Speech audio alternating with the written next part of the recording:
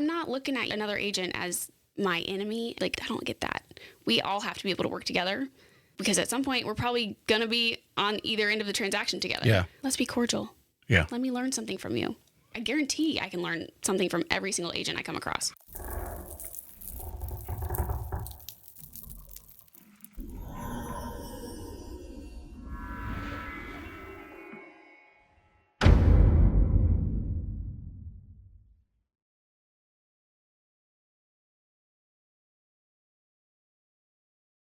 Hey, welcome back to the Real Estate Excellence Podcast. Today, I have a recent capper. She is coming up on her 2-year anniversary in real estate. So everything is fresh in her mind. For those looking to get into real estate or just started, you need to tune in. She has the credentials to be a dental hygienist, but her life path has taken her to real estate. She is recently cast as part of a real estate reality show, which we'll talk about. Her motto is turning houses into homes. She is the agent that will provide high-class, personalized, and professional experience for your home buying and selling experience. Let's welcome Bailey Burnside to the show. Hello. Thank you. Welcome to the Real Estate Excellence. I'm glad you made it up today. Yeah. I'm really curious because you're off to a great start in your career. You're coming up on that first renewal, your 2-year anniversary here, and where many have fallen out at this time. Statistically, it's roughly 80-something% are not going, that got in at the same time you did, are not going to be renewing with you. I've seen it. Yeah. Yep. So we will really want to reach out, which segments a little bit. Those who are listening to this live, it's October 14th. Tomorrow we have Ricky Carruth, in one of his passions that he'll talk. You're going tomorrow, right? Yeah. One of the things he's talking about, what I talked about when I had him on the podcast, is how to dull that number down. He did coaching for 7 years, took his experience, just tried to share it with others, just try to help other real estate agents. Yeah. So hopefully we'll do a little bit with that today with what you're doing in your quick success and, capping your first year. And obviously you're at this point, I imagine you're not thinking about doing anything else but real estate. Pretty much, yeah. Raising your kids. Right, yeah. Yeah, from that standpoint. All right. I always want to kick off the show here, and you have one of these, and you're just get my, because I always forget.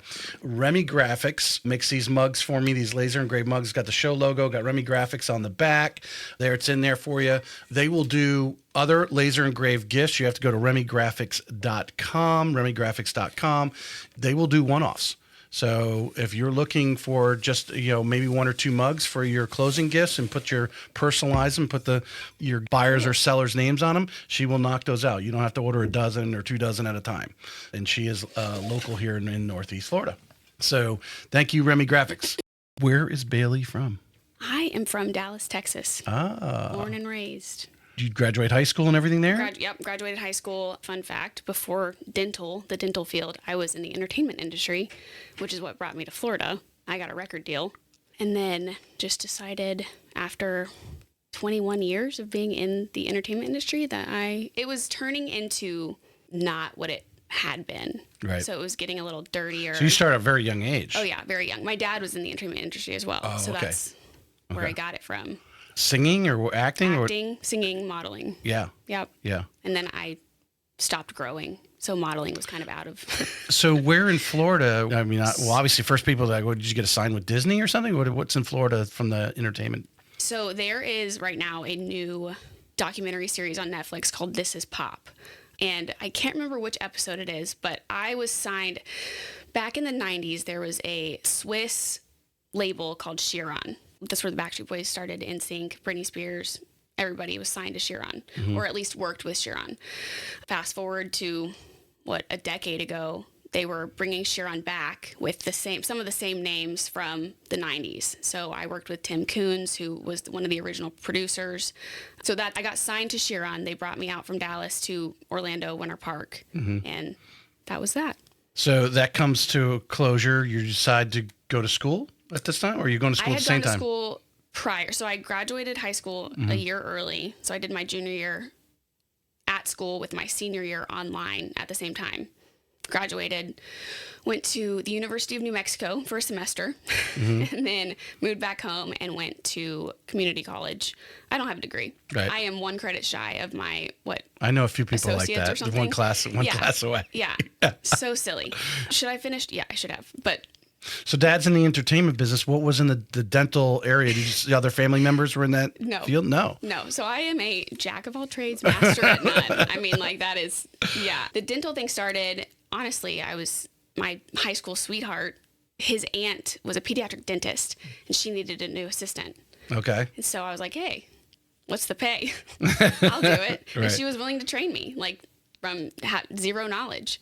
So I worked with her for about a year and then quit and moved to Florida. But finishing a degree in that, or not finishing the degree, I was certified. You were certified to do that. Yeah. All right. You do a couple other things to build up your experience, because I think it's important. And actually, I'm working on a talk about, you said jack of all trades. Yeah. If people knew how many jobs I've had. Now, I've been doing mortgages, 19 plus years now. But whether it's working for different companies or different career things, and like I think a lot of us started off working in high school, doing different things, and we've had different experiences. Where some people are like, wow, like they've only done 1-2 things in their entire life. Right. Went from babysitting to whatever, walking out of college and having some job, and that's all they've been doing. So when you have these different experiences and can feed into it, and I think real estate agents, for the most part, not all, but for the most part, their previous experiences weigh a lot into being good at what they're doing in real estate. Without a doubt. Yeah. Absolutely. Yeah. I think, entertainment industry, you have to talk to a lot of random people, a lot at all times. And you also have to always be on. And I think that's a lot of real estate. You meet people for the first time. I mean, your first impression is quite literally everything when you meet them. Yeah. So, the terms that come up, and I know, like I said, we're talking a little bit about Ricky since he's going to be here tomorrow, but I mean, and every agent that comes on is the relationship part and being able to interact with people at different places they're at in their life, different places where they're at in the transaction. Right. Whether they're hot to trot, well, we need a house like in 30 days, or, we're just kind of, kicking the can what we might do. Like right now, we're getting a little bit of that going on versus just when you probably first started 2 years ago. So I wrote down your previous, was it Beau Coupe Homes? Beaucoup, yeah. Yeah.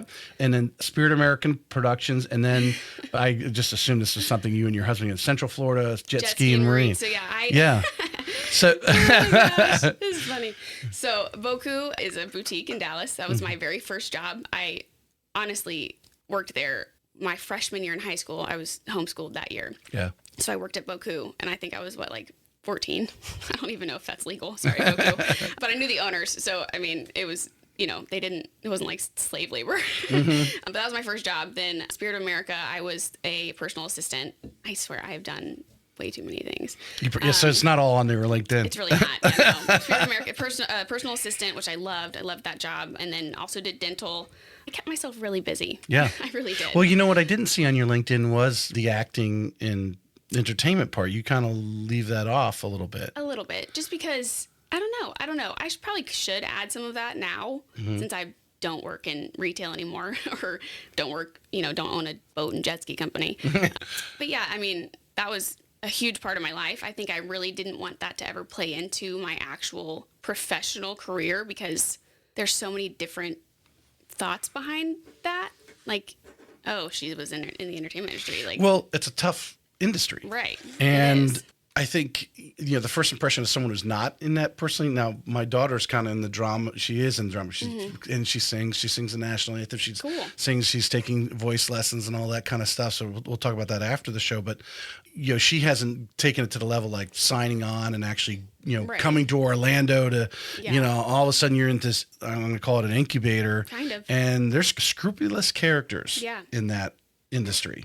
Trying to take advantage of people at, whatever they can skim off the top on anyone's, deal. Especially when you're a young female with no representation. I mean, well, you said your dad was in an entertainment business as well, doing kind of the same thing you were, or was he was a radio DJ and like TV personality. Okay. So he did radio and TV. In Dallas? Yeah. Yeah, so he was there. So what you were dealing with was something a little different. Yeah. Yeah. Yeah. But you start to, I would imagine, when you reflect back in that time, you can read some people now. Oh, yeah. And you may not have known it right at that moment, but when you go back and review. Now, I have a very good radar.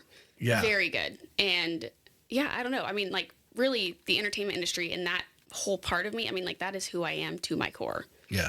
Without a doubt. Right. So looking at some of these experiences, and then we'll get into why you got into real estate, just, in our conversations, anything like popping into, what are like 2 or 3 things that experiences you've taken that you might use on a daily basis? You may have reflected back on at some time, maybe during a particular deal you've had in the last 2 years, but some of your past experiences you've taken in real estate. I mean, it's really just handling people. Mm-hmm. Every single customer is so different. And I don't know, I think like with dental or any of those past experiences, I mean, every person that I would talk to was a different person. And that is a daily thing in real estate. So I'm going to relate something to this. Go with me on this story here. Being in the dental office, obviously, you're up close and personal with people. They're on their back and you're in their mouth poking around, right. All that. Obviously you had to practice that, whether you went into practice, but to get your certification, you obviously had to practice on people. You realize everyone has teeth and everyone has some screwed up. Yeah, exactly. Yeah. How many do they have? Right. Yeah, exactly. It can be different, but you come to these realizations that a lot of people have common issues, where some people think they're on an island. No, you're not. If you actually go and realize there's a lot of people that have this problem with their mouth or, that sort of thing. And when you start talking, because you're up close and personal, sometimes you have to, I imagine you had to like ask some personal questions to these people, like how you take, you're digging into their mouth. You understand and have the ability and confidence when you're talking about their house. Yeah. That's true. Yeah. So, I mean, you're saying, I would have to kind of press on certain health questions. Mm-hmm. And in real estate, I have to press on certain financial questions. Right. Or things like that to really, ensure that they're in a place where they can buy or ensure they comprehend what comes with selling a home or, whatever. Yeah. Well, it's just to go through that for the listeners, those things that you need to really poke on and prod on, obviously, is someone, pre-approved, right? You don't want to be wasting your time showing someone who can't even buy a house at that time, even if you could find the one that was perfect and right price and all that stuff. They can't. So you need to prod a little bit. Where's your money coming from? Yeah. Right? That sort of thing, which I know a lot of agents. In 19 years, I can tell you, not every agent has the confidence. They don't even want to even mention finance, which is fine. I mean, they could turn them over. I personally, having, like I said, I worked at Quicken Loans for 8.5 years and another couple of years at Loan Depot's call center. So talking to people on the phone, right there, hot on the spot, I'll go after those questions and solve them for agents. Right. But what I found is there's a good group of agents who are bashful on that, where I think the confidence prodding in someone's teeth versus poking a little bit polite. You're doing it politely because you're trying to lead them in the right path, right? Yeah.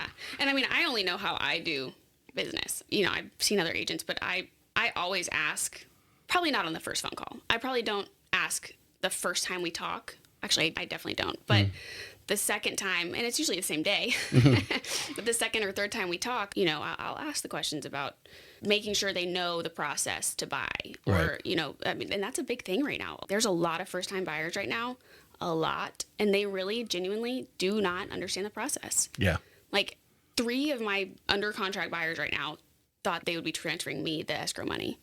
Well, this is a good topic right here, actually, because you being a new agent coming. So, because I look at it at 19 years, what you just told me doesn't shock me, obviously, right?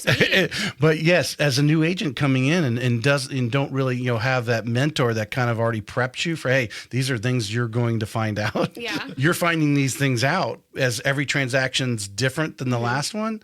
The average American has no clue on how to buy a house or what's going to happen when you buy a house. And I mean, I think back to 5 years ago when my husband and I bought the house we're in now, I did not know anything. I really didn't. I mean, like, even for our blue tape walk, it was new construction. Even for our blue tape walkthrough, like, I'll go home now and I'm like, how did I not notice that? Right. How the heck? And so I was that buyer 6 years ago. But I guess, I don't know. I have a whole sheet that's like a pathway to home ownership with like every little thing. And I just recently started implementing that and sending it to every single person that contacts me. I imagine your conversation is evolving every transaction, what little bit, another line or another, hey, beware of this as you're discovering real estate. I'll use that. I won't use fumbling through. But a lot of times we are. Every woman in my family is a realtor, with the exception of my sister. Okay. So I grew up in real estate. I just didn't practice it. Weren't paying attention. Right. Right. Yeah. Okay. All right. Well, so that goes back to you had the Central Florida, which I imagine Central Florida meaning you're over in the Orlando area. Yeah. What happens and what evolves you into taking up this career path of the other women in your family? So glad you asked. So my husband was in the Army National Guard for 22 years. He just retired 2.5 years ago. While he was deployed, I was a stay-at-home mom. So we were going on almost 3 years of me being at home since I had my daughter. The last job I had while I was pregnant was in dental. And I was like, I know that I need to go back to work. Like, I, for myself, needed to go back to work. We didn't have to, but I needed it. And I was like, I do not want to go to a 9-to-5.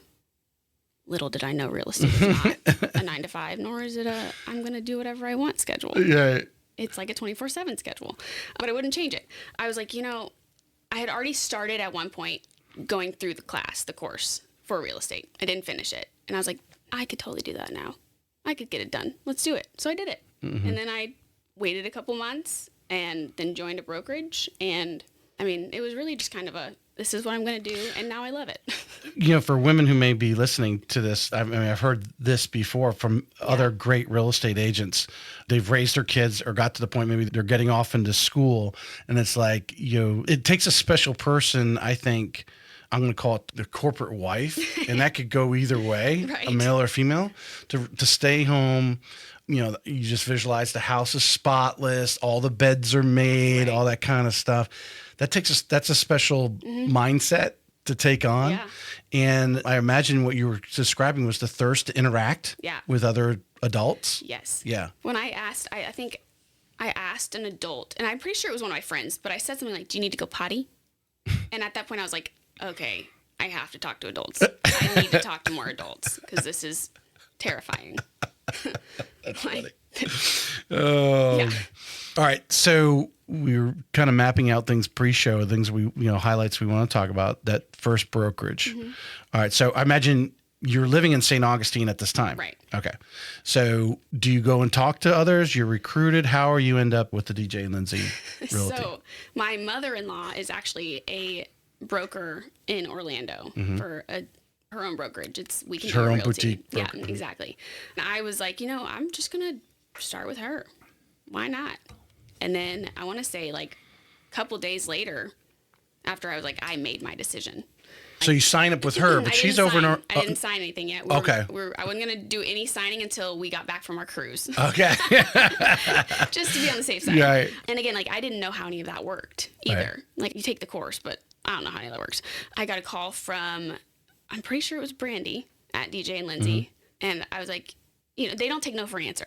So I was like, all right, fine, I'll meet with you. Like, okay, all right, okay. So I met with them. Because she just saw you had passed your test. Yeah, exactly. Okay. Yeah, so they have the whole, yes.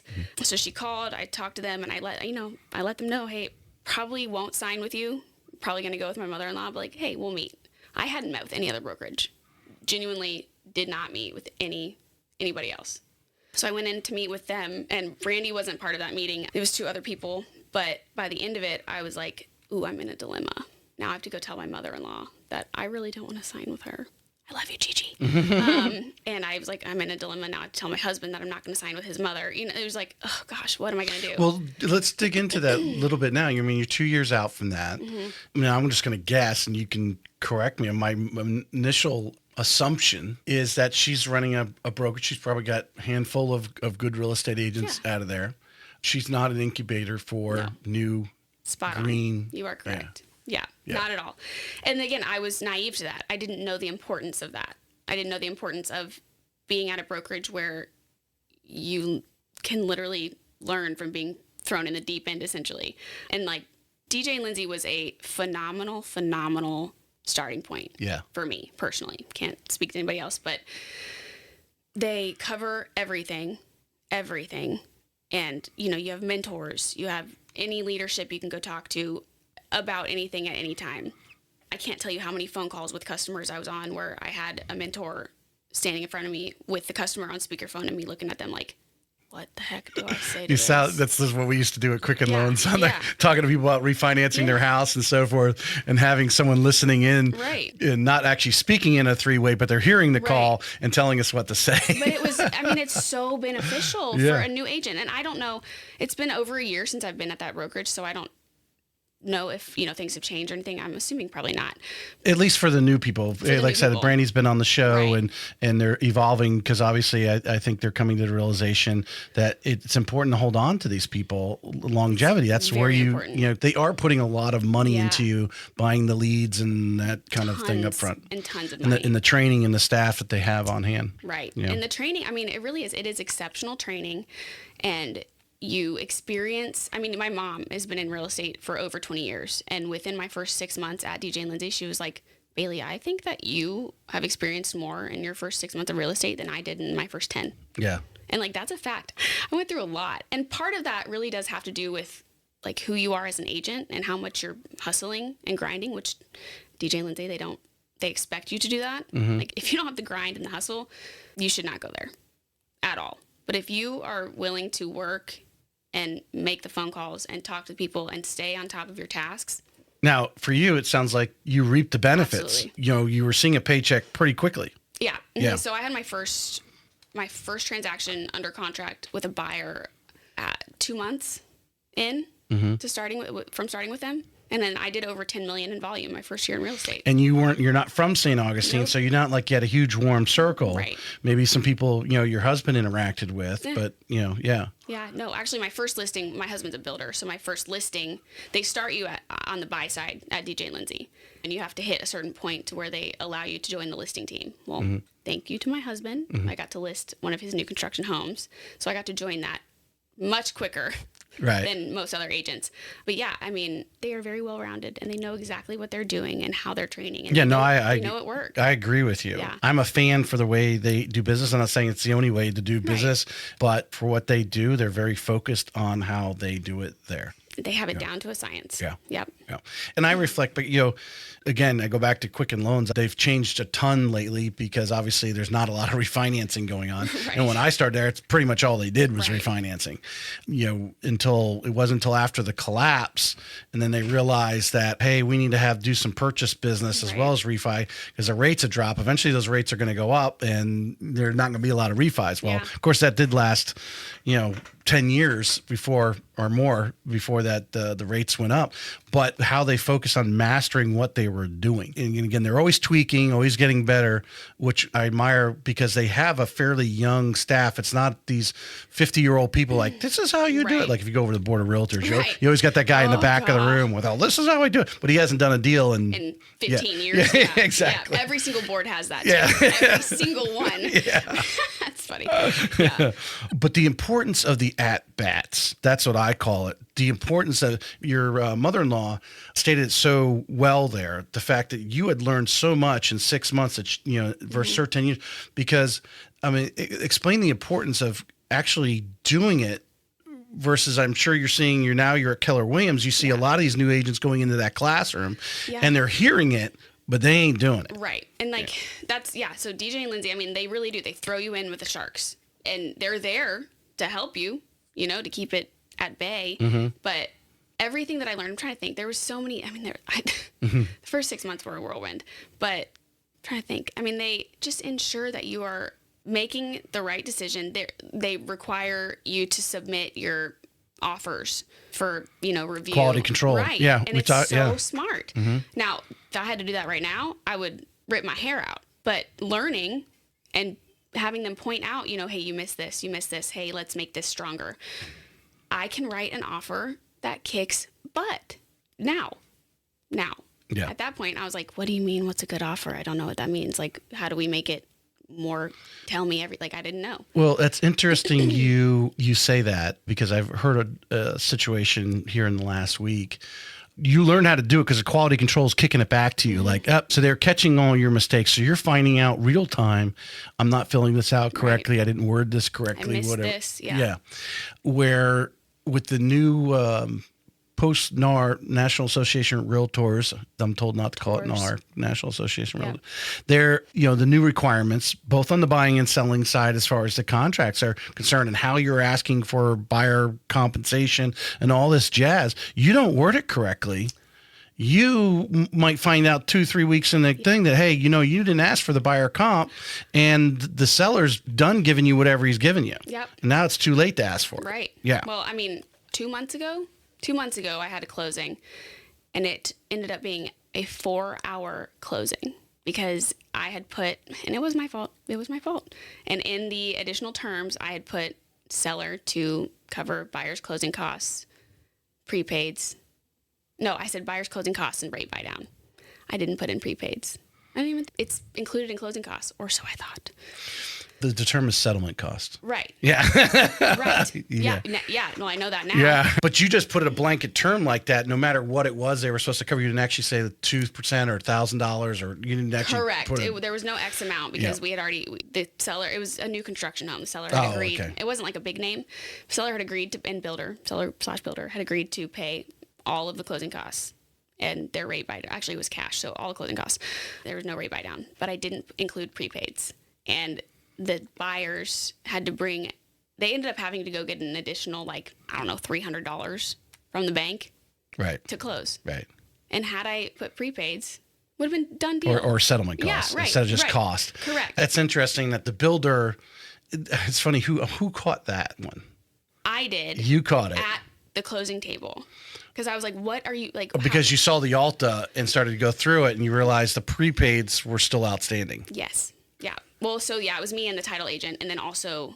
But the builder, in their mind, they knew what the deal was. Guaranteed. Yeah. They started to play hardball. Yep. Right at the closing table.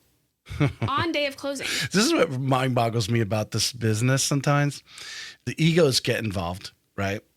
They start going in, and this is new construction. So it's not like they were doing a lot of, repairs because the AC is 3 years old or whatever, or 5 years old or something like that. This new stuff, and they're doing their patchwork, but that's standard procedure. Yeah. They've got that built into the whole deal to make sure everything's occupiable. Yeah. Right. And they knew the deal because you guys talked about it. Right. You leave one word, settlement, off there. And so they're chasing it instead of saying, hey, Bailey, we really appreciate it. We're going to cover you this time. Bring us another customer. Right. I just don't get it. You best believe I probably will not. That was a transaction from hell. Mm-hmm. In every possible way after the first showing. When from going under contract to closing, hell. Holding it together. Yeah. Yeah. And it wasn't the buyers. Yeah. Who I was representing. Right. Yeah. So genuinely, if he had been like, hey, well, just we're building a house right next door. Bring us another customer. Yeah. I'd have been like, you got it. Yeah. At this point. I don't think, well, it's amazing that because in 20, even probably when you first started, the builders didn't even want to talk to you. Right. And now they're sponsoring your galas. Yeah. Now they're, having you over in their models and all this other stuff. Yeah. And it just blows my mind. And to actually say that this has happened in the last few months when they're kissing butt every real estate agent. Why do they want to have a real estate agent say, you know what, I wouldn't bring someone over there because they were just hard to deal with. Right. And that some agents would be like, oh, okay, I'm going the other way. Right. Yeah. And after we closed, I had mentioned it to another couple agents, and I was like, guys, I messed up this. And they were like, oh, we've worked with them. We won't ever do it again. Ah. So, So now they got several agents talking stuff about them. Right. Yeah. I don't understand it. To me, well, I think as you found out, and this is just another topic that I bring up often, is have you discovered or did you realize, because you had other ladies in your family that are in the business, in the sense of marketing, the importance of that client that's actually in front of you at that moment in time? The importance of them? Yeah. Oh, yeah. Yeah. Huge. And how... whether they refer you someone next week or they refer you one person in the next 5 years, it's important to really focus in and deliver high level. It is. Yeah. Yeah. And I had somebody who, actually one of my listings, I have a listing in Palm Coast right now, and the seller is mortgage broker in Ohio. And I didn't know that when I first met with him and listed his house. And he was like, I've never had a realtor handle, I work with them all the time. Never had a realtor handle things like you do. You are few and far between. because of the level that I provide. I mean, I went and pressure washed his front porch. Like, Yeah. I will go the extra mile for anybody because it's their property, but like, it's also, I'm representing it. I'm representing you, and I want to do it the best way I can. Well, you're in a large office now, and I don't want to throw them under, but I don't think, although Russell's outstanding, Russell's phenomenal. there's always this fringe group. There has to be in every brokerage, especially when you have that many agents, right? Doing photos with their cell phone. Yes. Right. To take Like half an hour or an hour, or in this case, probably a couple hours out of your day to put a power washer in your car, drive down there, power wash, come back. Now you got to change clothes and everything. That instead of going, well, I'm going to get the seller needs to pay for that. Okay. Well, by the time you get somebody out there and then the seller's like, no, I don't want to spend any more money because you're hiring somebody to do a half an hour job, but they're so busy, they got to charge you like they're doing a 5-hour job. And it's little things, picking weeds. My wife had an accolade. She was still picking weeds even while it was under contract. Yeah. Because again, that you go to do that final walkthrough, you just want it to go smoothly. Exactly. Yeah. And I mean, that's, in my opinion, it's harder to be a listing agent than it is to be a buyer's agent. Granted, there's a lot of time wasted as a buyer's agent, but being a list, I mean, you have to, the property has to be maintained at all times. Yep. And partially, like for the Palm Coast listing, I mean, the seller's out of state. So nobody is there to maintain his property. And I'm not, like, he's paying for the yard, he's paying for all the other things. We had photos done, and I went back out, like after we got the photos back, I was like, we got to redo something. Like so I went and pressure washed, and then I rearranged a little bit and cleaned up a little more, and we retook the photos. Yeah. And like, that's not cheap. No. But I'm going to do it for you. He bought this house 2 years ago at $410. We have it listed at $390. I mean, like, he knows he's losing. Yeah. He's losing regardless. He's got to compensate you. He's got his own closing costs. Right. He's losing, several tens of thousands of dollars there. And he knows, he knows that's, he knew that was going to be the case already, but he would rather sell for less than continue paying property taxes for no reason. Well, yeah, it catches up to you eventually. Right. Yeah. It's just the separator, it's not rocket science. It's a separation between the great agents and those who are kind of struggling. It's like, okay, what are your last clients? What did you do to, I think you want to wow every client. You want to find something that say, hey, I did this for you. Well, what's going to mean the most? Like, that's what you have to find out as an agent. What minor action is going to mean the most to this specific customer? It can be anything. Or something that you have in your grasp that you could use here to wow them. Yeah. To give you an example, even here at the bank, and I know other lenders do it too, we've got someone who's on a marginal credit score. Even if they just, hey, it's the difference between 679 and 681, that's a big difference in lending. We're going to get you rescored. Let's figure out what credit card we need to pay down or whatever.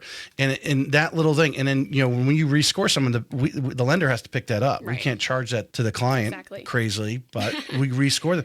But it's just that little wow that, hey, now that their interest rate's a little better, their closing costs are a little less, wherever effect it has on the deal. And that wows people. It does. And to look for those situations, I think a lot of people, I think the lawsuit, the settlement has been collateral damage, has been the credibility of the real estate professionals or real estate agents. And because there are so many agents out there looking to like cut the corner, you're like, we used to call it a Quicken, we used to call it stepping over a quarter to pick up a nickel. And a lot of times it is that. It is that. Yeah. Yeah, sure. To go do a power wash, just like you said, that guy gave you. Now he's going to go on Rate My Agent or wherever one of those things are. Right. And you don't know when that lead's going to come because somebody read that review. Right. Yeah. Exactly. And plus, he works in the mortgage industry in Ohio. Maybe he'll send me somebody for Florida. That's right. He knows an agent, somebody's talking. Yeah. Someone in their neighborhood selling their house, whatever. Yeah. Because people are going to talk to him about real estate. Exactly. Yeah. What do you think were some of I like to get into when your first year, you're there at DJ and Lindsay, you're coming in, they're holding you accountable, which, accelerated your growth. What are some things that you learned, maybe even about yourself, but about the industry that you've taken directly from those experiences and you're still doing today now that you're basically managing yourself? Yeah. So like when the lawsuit came out and all the new forms came out, all that stuff, something that they had us do at DJ and Lindsay was read every single page of the contract of purchase and sale agreement. I want to say it was 3 times, in a row. Read it word for word every single page. So I did the same thing with the new documents because now that's ingrained in me. Like if I'm going to understand something, if I'm having somebody sign something, I need to understand it. And if I'm just like, oh, it's just another real estate document, like I don't know what's in it. Or the fact that, everyone's told, hey, take the contract class, take it several times, know how to read it upside down type of thing. You hear people telling you that.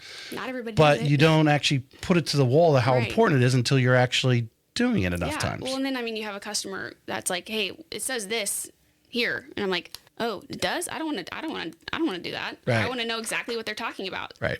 Yeah. Yeah. So that was something that I carried over from them. I think they trained us really well. They trained their agents really well to be able to get past objections, any objection at all. And so sometimes, I will say sometimes I'm like, man, what would DJ do? Or what would Lindsay do? Or what would Brittany do? Or, anybody from Mentorship over there. I'm like, how would they react to this? Because I'm still new. So I don't think I have a grit to me, but they're not scared of putting a customer in their place. Whereas I still kind of am. Like, I never want to be seen as disrespectful or anything like that. It's like, that's a huge fear of mine. I want everybody to know that I respect them. Right. But like, I'm now having to be much more direct and forward with certain customers.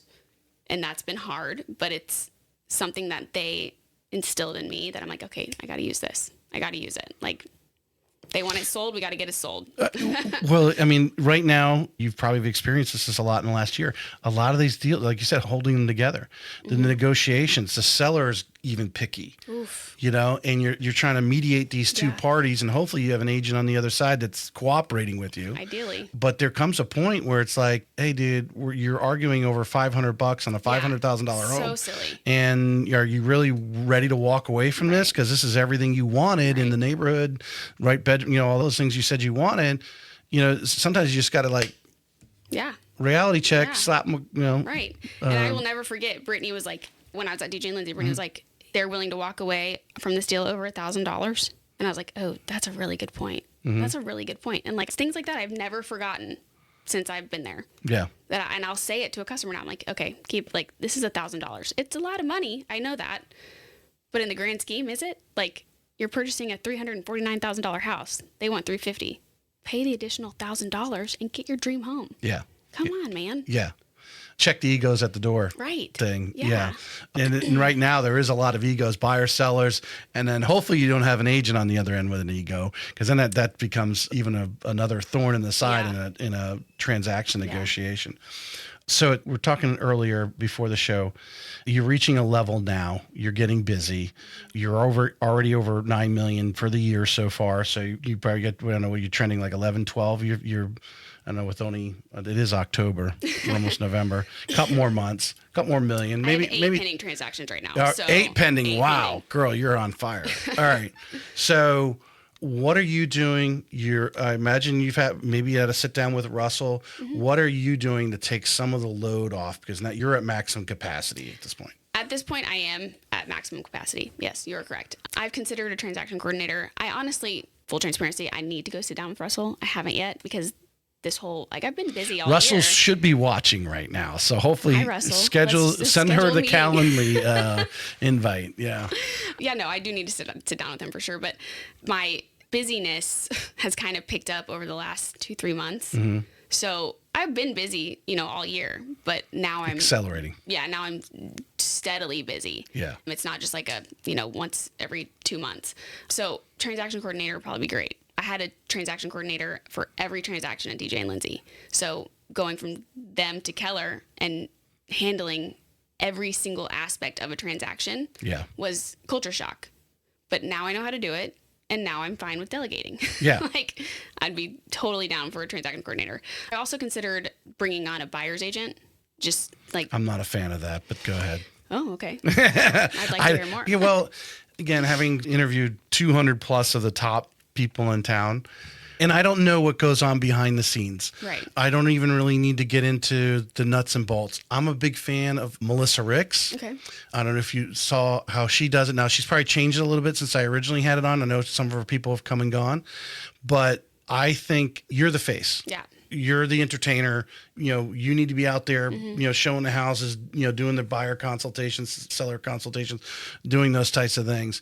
But it's all that other stuff that needs to go on. And to me, now having someone licensed to go sit an open house. Yeah. But you know what? You've got a lot of people in that office already that could be assistants without calling them the Burnside team. I mean, you know what I mean?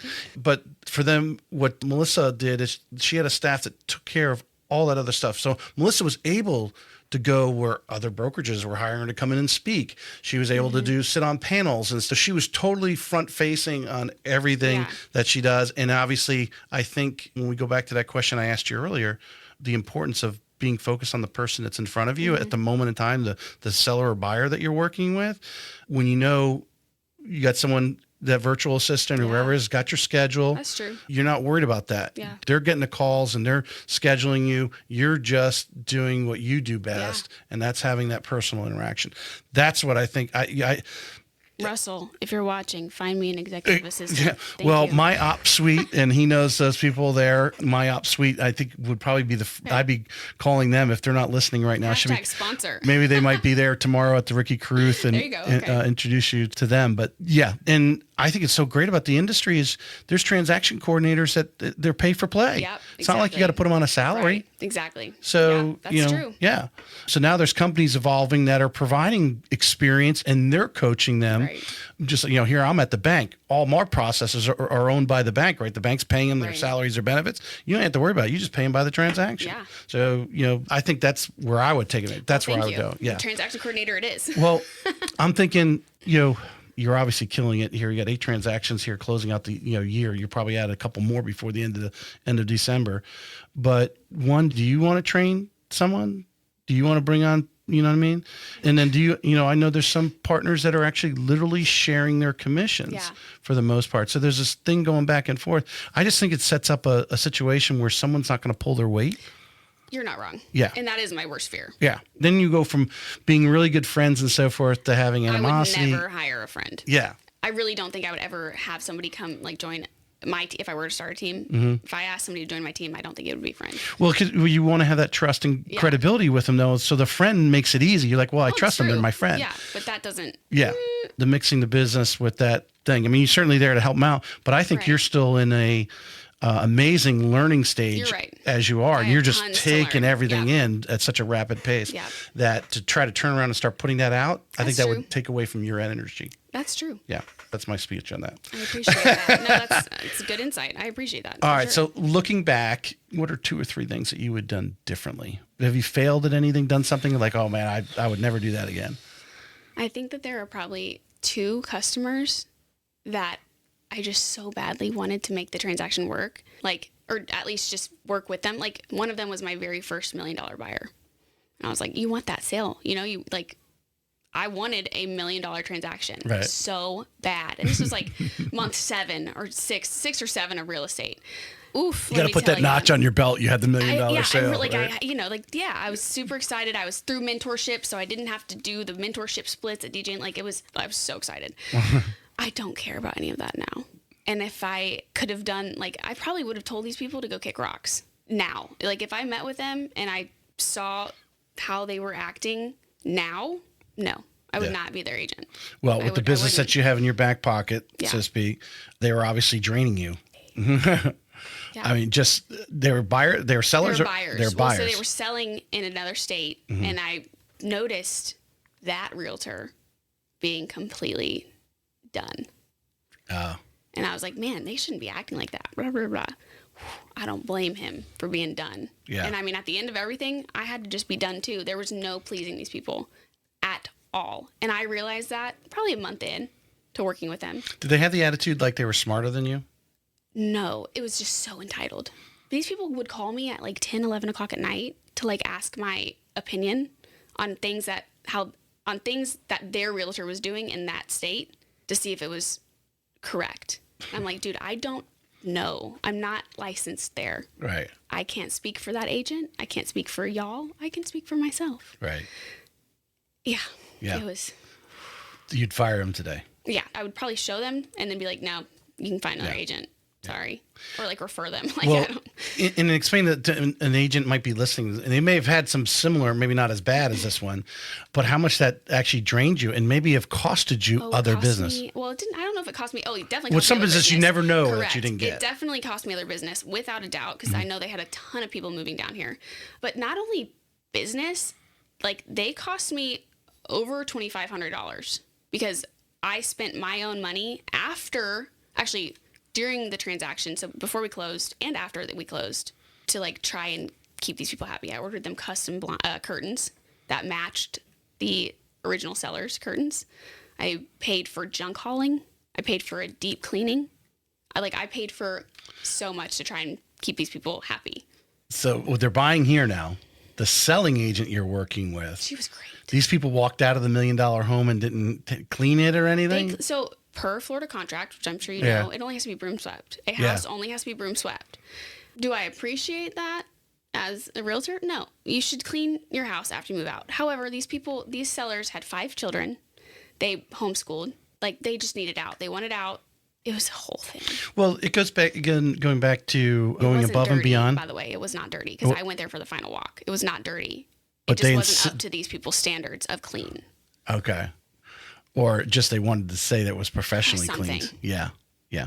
But now when you're working with in this situation with buyers, again, I think it's important that agents have that cleaning crew. Oh, without a doubt. Because how often is the house really professionally cleaned as even you would want it to move in? Right. Because, there's only one time when there's going to be nothing in that house where you can get to every corner. Right. Yeah. So it's really not often. I really don't think I don't think listing agents have things cleaned often at all. Yeah. I don't think sellers do either. I think they do their own cleaning. They don't want to pay for it.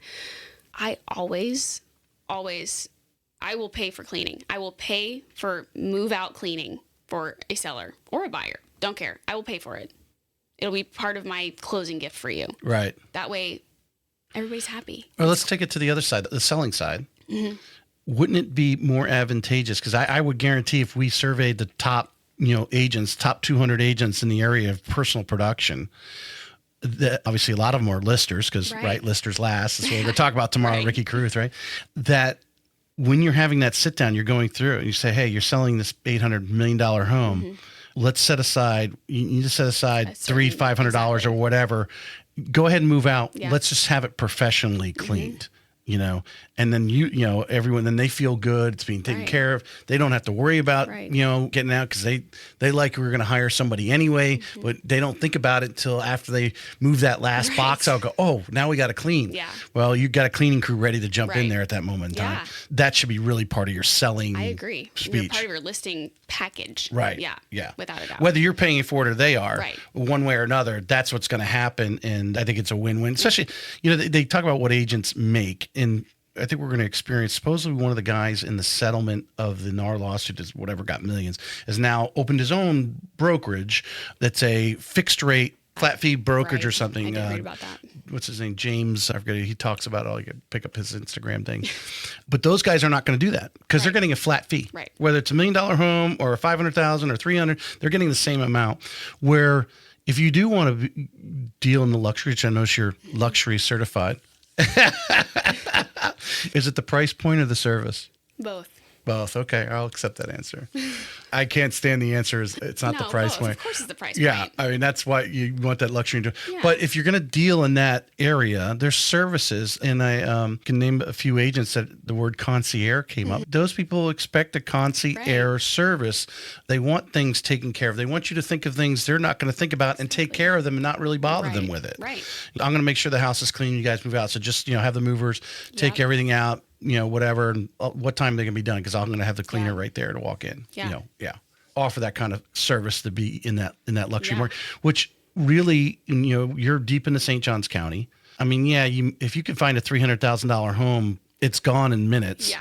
Well, I don't even, what is the average right now in St. John's? 4? Is 4 something? 5? Is the average purchase price or sale price, I want to say, is like $462. Yeah. It'll be 500, within the year, I would guess. Especially if rates go down, you're going to see that $20,000, $30,000, $40,000 bump because the rates are lower type of thing. And so you're selling $500,000 homes. Right. You should be getting what the going rate is and getting that full commission because you're going to offer that service. Right. Exactly. And that's something that a lot of mainly sellers don't comprehend is like 6% total, but you're getting so much more with at least me as your listing agent versus a flat fee who's not going to do anything but like list your property. You're going to notice a lot of nickels and dimes. Yeah. A lot of change orders, right? The builders like that. They love change orders. Oh, yes. Yeah. And like, I don't know. It just bothers me. Like, people are paying for the service that you're going to provide and the expertise, not just the service, but like the knowledge. So, like you said, you're absorbing everything like at a high level right now. I'm a sponge. And right in the middle of this, we have the settlement. Now you got to go out and do the buyer broker agreement. You actually have to do a lot of, not necessarily selling, but you actually have to kind of show your value a little bit more. Think about what you were doing in maybe January, February to how those presentations, listing or buying, are going now. Tell us what kind of things are you doing differently? And maybe, I mean, I imagine you're evolving every time you sit down. You know what? I should mention this the next time, type of thing. So I don't know how the majority of other agents are doing the buyer broker agreement. I do it specifically for the properties that I'm set to show, and I do it for like a 3-month timeline because I don't want to lock in a buyer if we're not going to mesh. Like, if you don't like me, right, or if I'm not your favorite, and like I'm not dying to work with you, I'll work with anybody. But like, if they're not meshing with me or just whatever, like I don't want you to feel like we have to continue with a transaction because we don't. There's going to be another agent that fits you. Right. So I don't like holding people on a tight like time frame. Like, I'm not going to have you for a year, 6 months, 3 months max, 2 months really. So are you going right for the full agreement? Or are you doing, as David Heekin likes to call the dating, hey, I'm going to show you these 2 houses this weekend type of thing? I do that. I do let's talk about the houses you're going to see. We're going to see these 2-3 houses, but I don't get the document signed until the day before, maybe, or sometimes the morning of. And I kind of just explained to them, hey, the whole thing. Yeah. Right. The whole thing. Like I had somebody ask me why they had to sign it when all I'm doing is just getting them into the house. Well, that's kind of leads into my next question. What are some of the things you're talking about now with them? And like, some of the things we talked about, whether it's photos, whether you're cleaning the house, it's, all these things below the surface that they don't see. Obviously that question had you just come back and spit some things back at him and explain to him what other things you're doing that obviously he's oblivious to. Right. So, I mean, is that changed now? You kind of taking a little more time, taking 5 or 10 minutes to go, hey, because I think, I don't know, Russell said that, was it Russell? I think said there's like 180 something things or something on the list of all the different things that an agent. Like that. Yes. Like the services list, essentially. Yeah, I will basically, I'm trying to be an advocate for them, ensure that they're not being taken advantage of or signing an incorrect document or being provided with incorrect information. It's not hard for a seller to lie. It's also not hard for a buyer to lie, but like sellers. There's no seller out here that's telling you every single thing that's going on and out, because no matter how small it may be, right, it's an excuse for a buyer to step out. Exactly. Oh, he replaced that. It's 2 years ago. Oh, I'm nervous about that. Right. My father-in-law said that's bad. Father-in-law thing. Ooh, yes. But this specific buyer that was like, you're just opening doors for me. While we were at the showing, there was a patio, or what it's called, but it was like a lanai? Like a lanai, like a pergola type thing. Right. And it was attached to the house, which you have to have a permit for that. And he wasn't aware of that. And I was like, hey, let's see if it's permitted. And he's like, well, how are we going to do that? Don't worry, buddy. I got you. Let me look it up right here. Right. And he was like so shocked that I, A, knew it needed a permit, and B, was able to look it up. And I was like, see? I'm not just opening doors. And again, you're fresh bringing all this stuff in, because the people coming from out of state, like said, different states do stuff differently, especially if you got a New Yorker. Oh my God. They're like going to shoot themselves by the time they sell their house up there. Yep. In the process, where our process is much more efficient, but then they don't realization of the tax stamps, insurance, a lot of the insurance tricks, right? Flood is a big subject right now, obviously. Yeah. We have a mandatory flood document that we have to have signed now. Yeah, that's right. That started October 1st. I think so. Yeah. You should be getting the flood insurance policy from the seller, because if you assume that, right, there's discounts involved, you assume that policy, you might save yourself thousands of dollars versus getting a fresh new one now.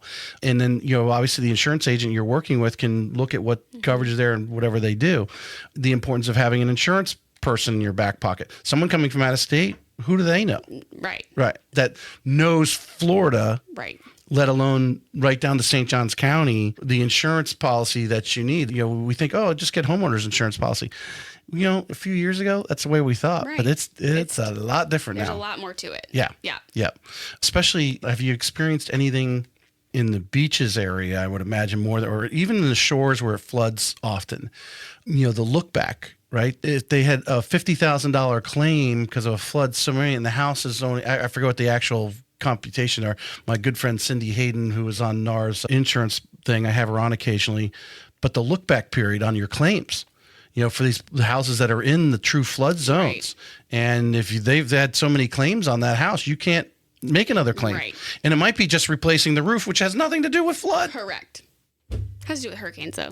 Yeah, but because now they want you to go, you got to go in and you got to raise the elevation and all this other stuff. That's the whole And thing. There's people in Florida in some of these situations from insurance that are having issues because the claims that have been made previously have maxed them out. Right. And now they can't afford to stay in that house, and the house is damaged. Yeah. So it's a teardown. It's a whole thing. Like, there's a reason I've picked real estate and not insurance or mortgages, honestly. Like, there is a reason I'm an agent. I don't know. I often thought which job is easier, or I don't know if easy is the right word. I don't think it's easier. I think easier is not the right word. I don't think it's easier. I just think it's the way people's brain works and how they're successful. Yeah, I'll go with that. I'm not going to do the numbers. I'm sorry. Like, I'll do the, small numbers, but I'm not going to do the mortgage numbers or the homeowner's insurance number. Like, I'm not good at it. Where's your business coming from today? You got 8 in your pocket. You said, where'd some of those come from? Referrals. Mm-hmm. Honestly, referrals. I think I had, how many transactions? Over 10 million in volume last year. I want to say it was like over 27 transactions that I closed or something. Mm-hmm. And I have gotten a lot of referrals from those buyers. A lot. Also, husband building houses is very helpful. Right. Well, what percentage would you say is coming directly from him? Because that's anyone, let's go, her husband's doing it. 25%. 20. Yeah. Okay. So what are some of those things again, I think this is an area where every salesperson could go back and say, I should have done it differently. Yeah. But learning early to create whatever your system is, whether it's a CRM, but you've got to set that program. This is where maybe, marketing, someone comes in, works on your marketing for a couple hours a week. There's people who will do that, and I can give you names for that too. But to stay on top of them, because like you said, these are mostly coming from referrals. Yeah. So it sounds like I would, maybe 25 is your husband, 25 is new, and 50% are probably referrals. Yeah. Well, and it's funny because it's not even just referrals from past customers. It's actually, I've gotten a lot of referrals recently from agents who are no longer practicing real estate. Interesting. Yeah. Interesting. Yeah. Well, I think one other area that agents could look for, and hopefully, tomorrow is a perfect example of that. You have to interact with other agents, whether it's going to the board for a training class, going to this Ricky Caruth, going to maybe a social lender's putting on, or title company or something like that, and actually interact with the other agents. As you feel that was part of that, Oh, for sure. So there are a lot of houses, there are a lot of realtors, there are a lot of people, customers. I don't view other agents as a threat, if that makes sense. We all provide our own services. And you have your own circles. Exactly. We have our own, niche, I guess. And in our own circles. And I don't know, I'll be friends with anybody and everybody, or acquaintances or whatever. I'm not looking at another agent as my enemy and I don't get that. We all have to be able to work together, because at some point we're probably going to be on either end of the transaction together. Yeah. Let's be cordial. Yeah. Let me learn something from you. I guarantee I can learn something from every single agent I come across. Yeah. And to be able to say, I met her a few weeks ago I'm listing a house, and she sells a lot of houses in that neighborhood. Exactly. Let me call her. Yeah. Right. Yeah, collaboration is a word that, again, all the time, they don't see the other agents as competition. Right. And I think it's a little easier when you're on the side of when you are producing to look back and say, oh, I've done well. Right. And I haven't felt like there's been some sort of competition or, from that standpoint. But just by collaborating with the other agents. But like you said, these other agents rolling out, people have used this settlement as an excuse to get out of the business. I don't think there's anything you guys are doing that is, I think it's really held you accountable to explain your value, the settlement, and these extra documents. Absolutely. The extra documents are actually just like cheat sheets for you to explain your value. Right. Having them, hey, I need you to sign this. This is the legal ramifications of it, blah, blah, blah, blah, blah. And this is, because I'm doing all this other stuff, this is now this is what you got to do. Yep. And that just adds value to you. Well, there's no more lazy real estate. Yeah. And I do think that there are some agents prior to this whole settlement that genuinely just skated by, very lazy. Right. Well, you did the cell phone pictures, didn't do anything extra. They could show, it's going to be the tail of the tape as the tide comes in on this. Yeah. And it is almost at high tide, I think, is those agents that did come in 19 and 2000 or 2020, I should say, 2020, where it was stick a sign in the yard. You had multiple offers. Right. But going back to the collaboration, and agents on the other side, rates drop. We're in a hot area. Yeah. I imagine most of your really good homes do have multiple offers. Absolutely. Maybe not 20 like you had in 2020, but 3 or 4. you have, exactly. And now you're looking at it. I mean, how many times you look down, every agent soon is like, well, who's the agent on the other side? Who am I working with? Right. Yeah. Yeah. Yeah. I know that agent. They're squared away. Exactly. If I see a name I know, and I'm often if I'm with a buyer and I look at a listing and I see, the agent, I'm like, yes. Yeah. Yes, hopefully, I know it's going to be an easy, great, not easy, but between you and them, to deal with transaction because I know this person. Yeah. Yeah. That person's going to be filtering their client, putting back at their client, hey, no, we can't ask for all that. Let's just ask for this. Yeah. Yes. Being realistic. And their buyer is actually been vetted. Yes, very good. Vetted. Exactly. Yeah. They know their financials are in order and they've done what they need to do by their reputation.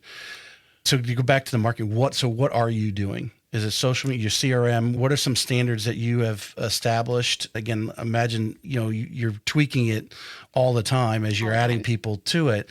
But what do you think is do you have a set pattern every month? Hey, I'm sending out so many newsletters or whatever, postcards or whatever.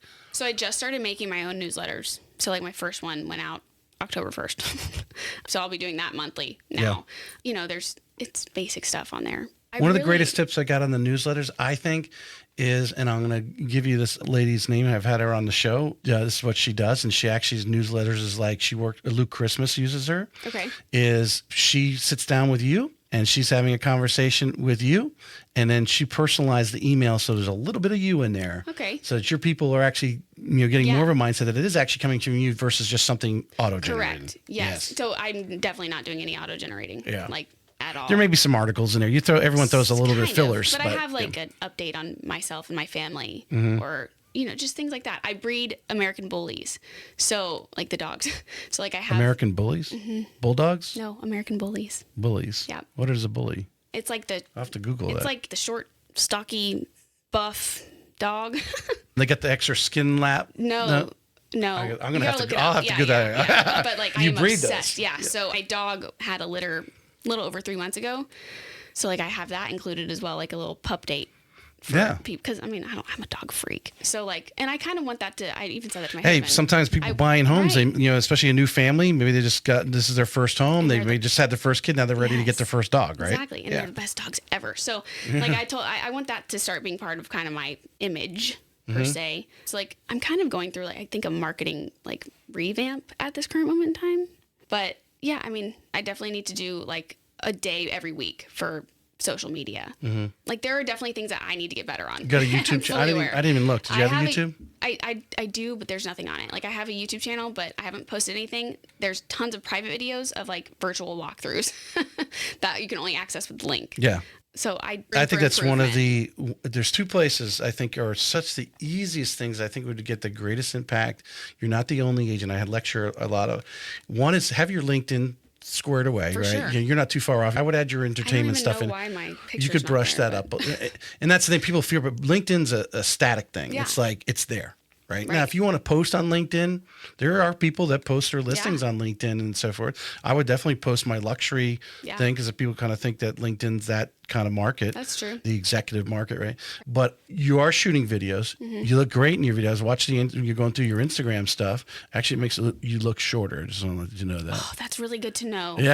Like, I am. Well, I have heels on. Well, when you walked in today, I was like, oh, you're about 6 inches taller than I thought you'd be. The heels.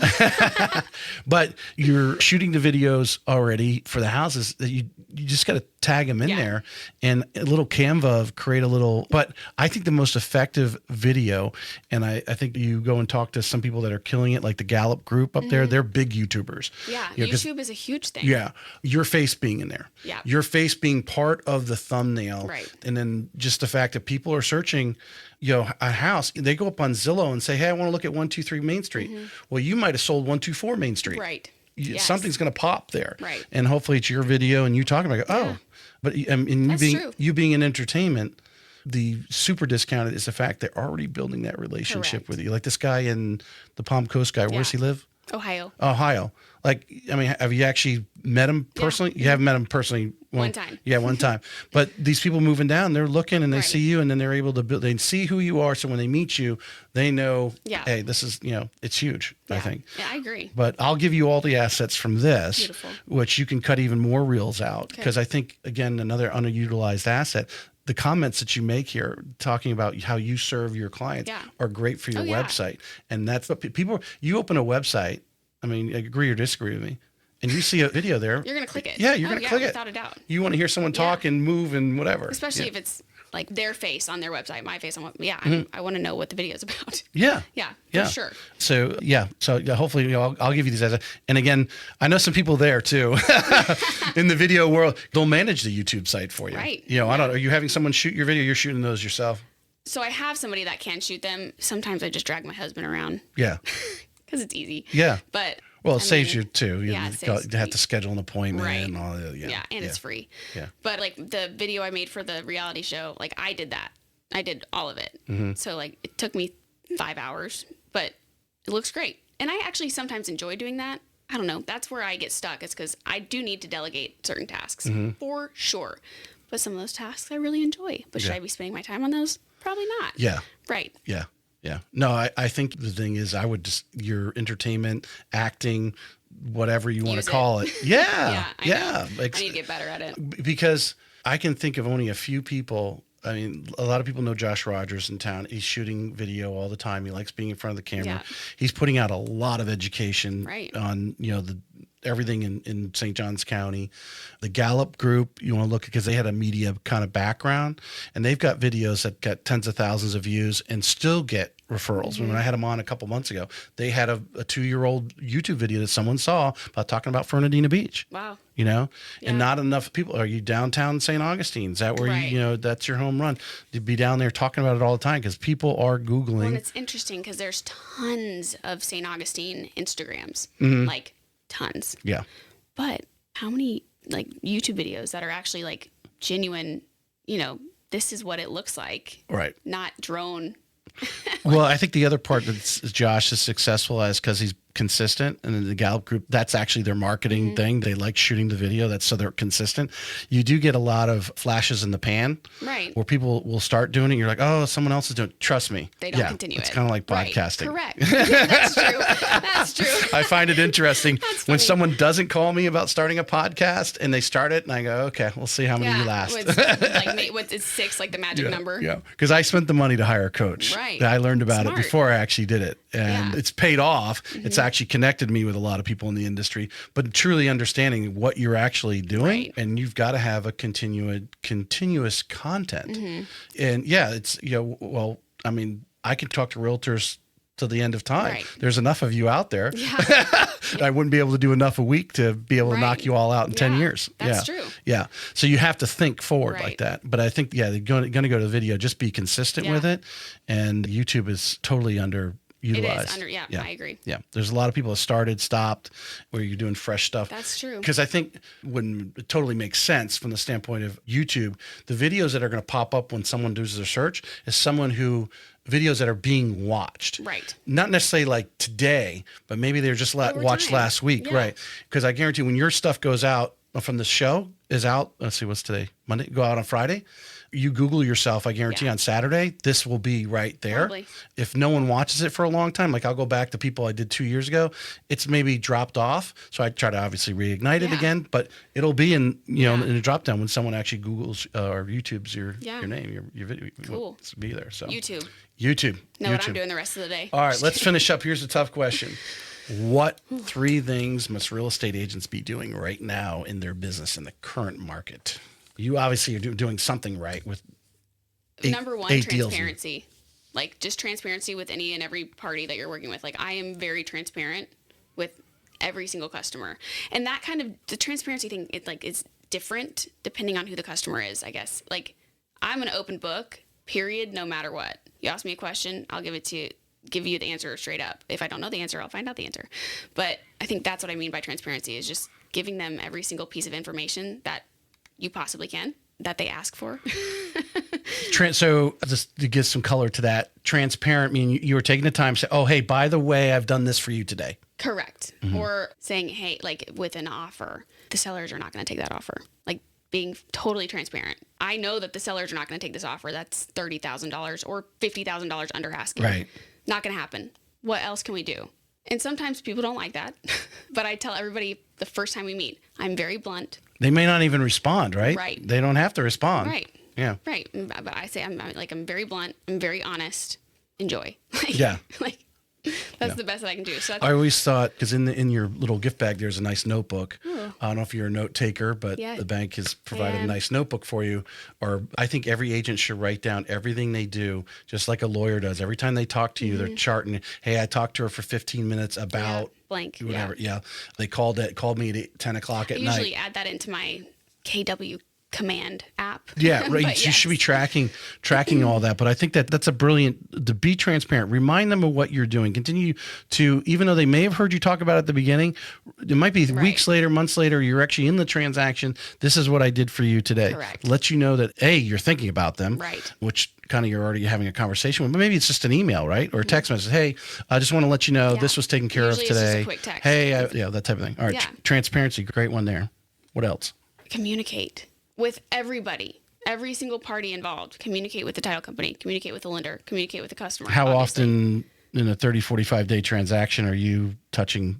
So like if we go under contract, I talk to the title company first thing. Getting things going. Right. Usually I'll check in the following week, check in the second week, and then going into the third week, probably every 2 days. Do you have a go-to title company? I do. Are you using inside of Keller Williams their recommended thing, or are you outside? Outside. Okay. Yeah. Someone DJ and Lindsay kind of work with? No, DJ and Lindsay have their own title company. Right. Okay. All right. Communication with all parties involved on a somewhat regular basis. Maybe every couple. We're just sending out along the transaction. Regular basis. What's going on? Has to do with the timeline. Like what's realistic for the timeline. All right. So communication. What's the third thing? Third thing. Have fun. Enjoy what you're doing. Like, I don't know. If you're enjoying your work, you're working, but like it's more fun. You don't hate every portion I'm in the middle of writing this talk.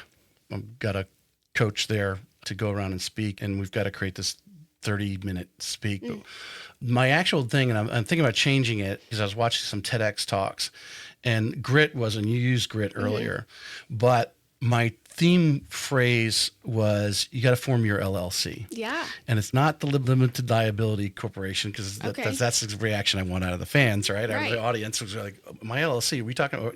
And it's really, C is consistency. Okay. But at the bottom line of everything, you gotta love what you do. Yeah, you do. Right? You've got to love what you do. And I think you and I probably, because I'm much older than you, have been through different places than you have, but you went through some different things to find something that clicked with you. Yeah. And that it's important that you do. And I'm sure there's things that you do that you don't like doing. I mean, that's life. Yeah, that's life. But now you're at a point where because you're really good whatever, if it's, being the face, having the conversations, being transparent and communicating, you're killing it there. So you're getting enough business. There's this other stuff now, because I guarantee the first thing Russell does is sits down with you and say, let's list out the things you like doing and list out the things you don't like doing. And let's take those off, because the more joy he can add in your life, it's hopefully going to add more to your production. And that's all, that's seriously what Keller Williams is about, at least my office. They want to make sure that you're thriving. So the number one thing I would say would be have fun, love what you're doing, or try to love what you're doing. If you don't love it, don't be in real estate. Yeah. Genuinely, don't. I have a passion for it, a true passion. And not everybody does, and that's okay. But at least try to just have some fun. The great thing about today versus the 70s or even 80s, I mean, if you think about it, with the technology and the internet, there are so many different things that you can do today. I was thinking about, if I wasn't married and didn't have kids, have you ever watched that show Tracker? Yes. I just started watching it. Did you? Yeah. Okay, because a new episode came out, and I was watching it on Paramount, I was purging it. I've seen one episode. And going through 2 or 3 episodes, and I'm like, yeah, dude, can you imagine just driving around a big pickup truck in an Airstream trailer and going all around the country? Right? As long as there's internet, you can work. Right. If that's what you want to do, find what you can do. There's a service you can provide. You can be a transaction coordinator. You can. Virtual assistants, obviously, a lot of virtual assistants are in the Philippines, obviously. My husband's is. Yeah, they're on the other side of the earth, and they're doing it. And, that's the ability of today. Right. And I think you've got to find what you love doing. Life is unfortunately too short. It is too short. And you're going to be miserable. Take a few swings, a few step backs, and find the thing that you love doing. Brings you life. Yeah. You've got to wake up in the morning and say, I'm looking forward to this happening today. Or maybe it's getting up in the morning, thank God this is closing today. I already got a few more hours to go. Yes, that has been a thing a couple times. That happens. So I appreciate you coming on. Thanks for having me. Is there anything else you'd like to add that we can talk about?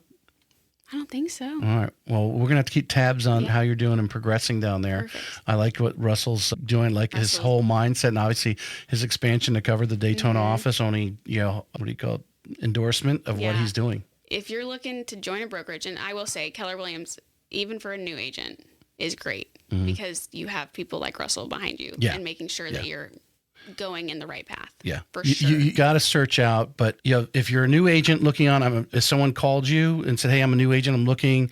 Tell me a little bit about DJ and Lindsay. Tell me a little bit about Keller Williams, and share your experiences." I would give them. Seriously, call me. Have a cup of coffee, take her out to lunch, whatever it is, and sit down. I think it's so important. I think they talk to the broker. Who's telling them everything's great. They got great education, and what's the other thing I always say? Everyone always has great technology and great education. Okay, well, what that actually means to you is different depending on the brokerage.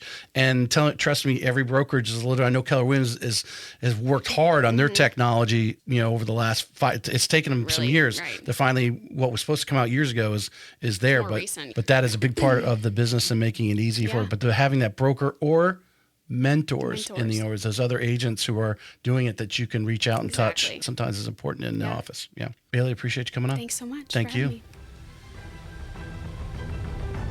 This may be it for today's episode of Real Estate Excellence, but we both know your pursuit of excellence doesn't stop here.